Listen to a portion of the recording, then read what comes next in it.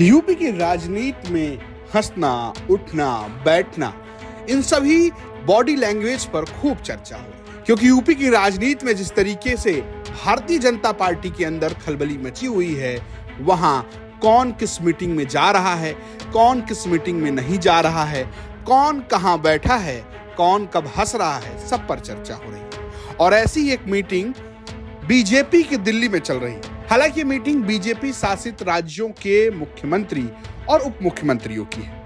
ऐसे में उत्तर प्रदेश से मुख्यमंत्री योगी आदित्यनाथ और उनके दोनों डिप्टी सीएम केशव प्रसाद मौर्य और ब्रजेश पाठक पहुंचे हुए हैं।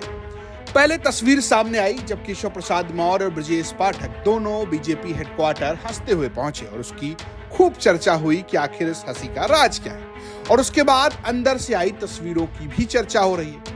दरअसल जो तस्वीर सामने आई है उसमें प्रधानमंत्री नरेंद्र मोदी और जेपी नड्डा मीटिंग में सबसे केंद्र बिंदु पर बैठे हुए हैं। प्रधानमंत्री ये मीटिंग ले रहे हैं और उसमें प्रधानमंत्री नरेंद्र मोदी की इस मीटिंग में पहली पंक्ति में यानी कि आगे की पंक्ति में योगी आदित्यनाथ जो उत्तर प्रदेश के मुख्यमंत्री है वो बैठे हुए हैं, जबकि ठीक उनके पीछे केशव प्रसाद मौर्य और ब्रजेश पाठक दूसरी पंक्ति में बैठे हुए हैं। और इसकी चर्चा सोशल मीडिया पर खूब है।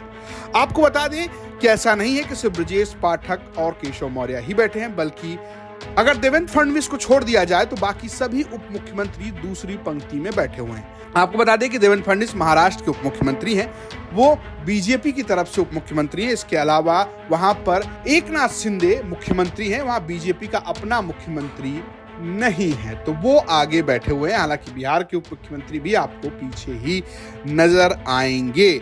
ऐसे में सिटिंग अरेंजमेंट को लेकर खूब चर्चा है। हालांकि आपको बता दें कि इससे पहले ये तीनों नेता दिल्ली पहुंचे तो उत्तर प्रदेश की राजनीति को लेकर खूब चर्चा हुई, क्योंकि उत्तर प्रदेश में जिस तरीके से उठापटक हो रही है वो अपने आप में बड़ी दिलचस्प है। कहा यह जा रहा है कि योगी आदित्यनाथ ने जब समीक्षा मीटिंग बुलाई तब ब्रजेश पाठक और केशव मौर्य नहीं गए।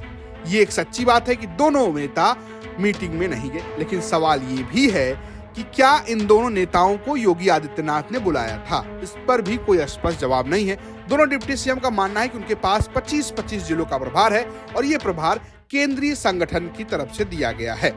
कहा यह भी जा रहा है कि जब समीक्षा बैठक में दोनों डिप्टी सीएम को पहली बार नहीं बुलाया गया तो ऐसे में उनके क्षेत्र की समीक्षा बैठक में जाने का उनका कोई मतलब नहीं बनता है, ऐसा सोर्सेस कह रहे हैं। कुल मिलाकर अगर आप देखिए तो डिप्टी सीएम का न जाना, योगी आदित्यनाथ के खिलाफ हो जाना, ये सारी चर्चाएं उत्तर प्रदेश में खूब हो रही है। हालांकि केशव प्रसाद मौर्य ने दिल्ली पहुंचने के बाद इस मीटिंग की तस्वीरें साझा की और उन्होंने जो पोस्ट एक्स पर किया उसमें भी उन्होंने प्रधानमंत्री नरेंद्र मोदी और जेपी नड्डा का तो जिक्र किया, लेकिन योगी आदित्यनाथ का जिक्र उसमें नजर नहीं आया।